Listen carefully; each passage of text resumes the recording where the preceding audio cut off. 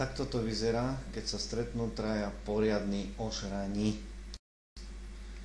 Na obrázku môžete vidieť technika Slavomíra Fuchsa, ktorý je odchovancom kozmického laboratória súdruha Koroľova, ktorý vo Vladivostoku zostrojil prvé sovietské kozmické lode.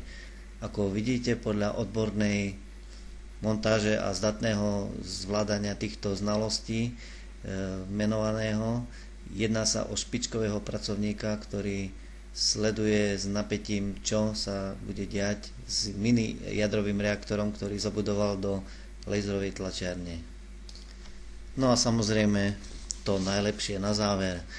Na obrázku môžeme vidieť sústredený pohľad Roberta, ktorý je po celej Ľubovni, blízkom aj vzdialenejšom okolí a prakticky na celom Slovensku a dá sa povedať i vo svete známy ako počítačový mag.